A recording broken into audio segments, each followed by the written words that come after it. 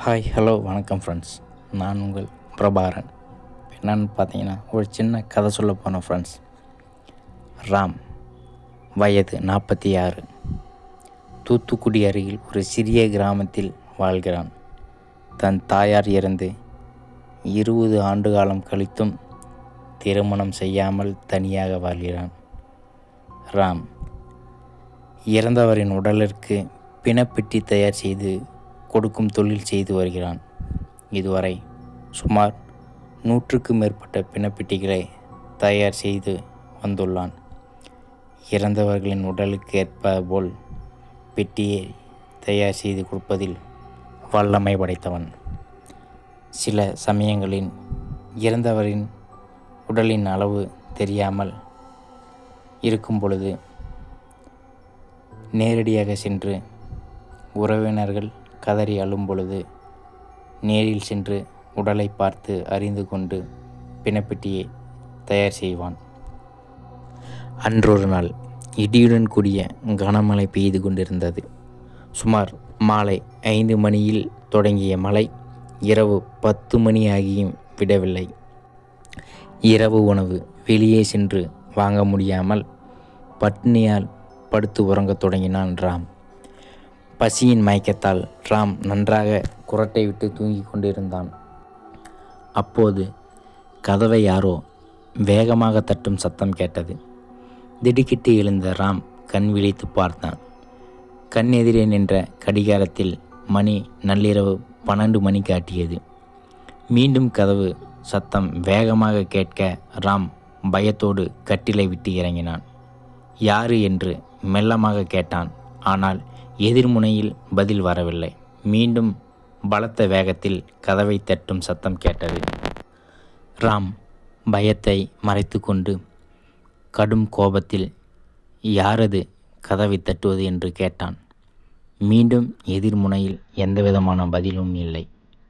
ராம் பயத்தோடு கதவின் அருகே சென்றான். சத்தம் படிப்படியாக குறைந்தது. ராம் கதவை திறந்து வெளியே பார்த்தான். வெளியில் யாரும் இல்லை.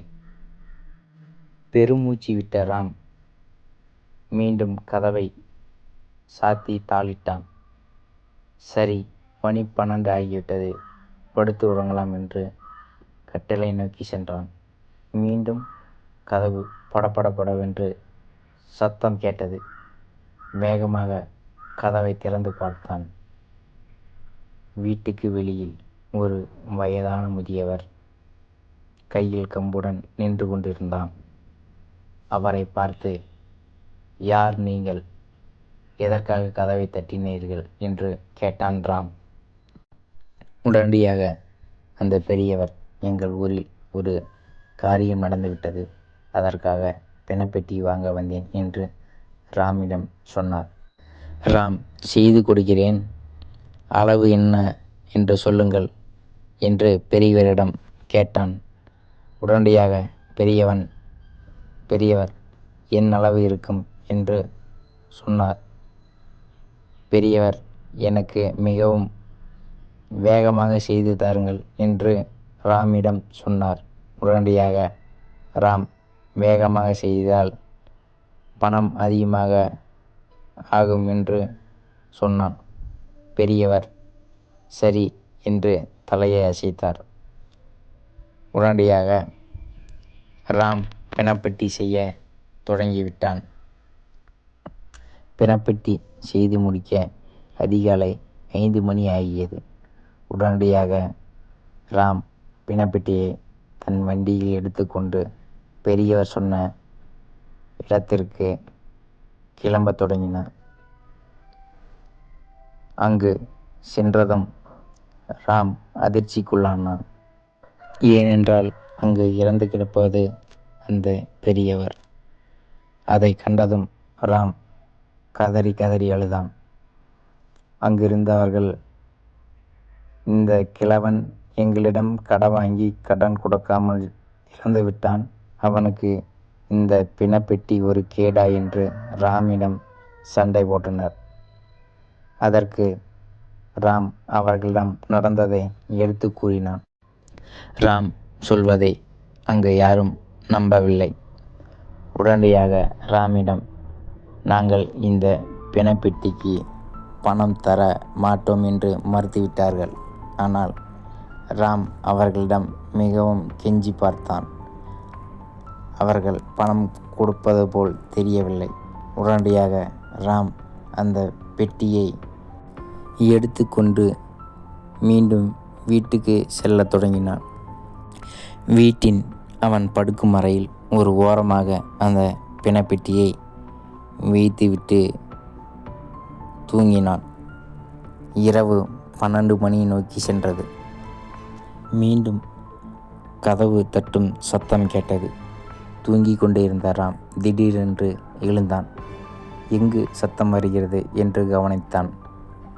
அப்பொழுதுதான் தெரிய வந்தது, அவன் அறையில் இருந்த பிணப்பெட்டியிலிருந்து சத்தம் கேட்டது.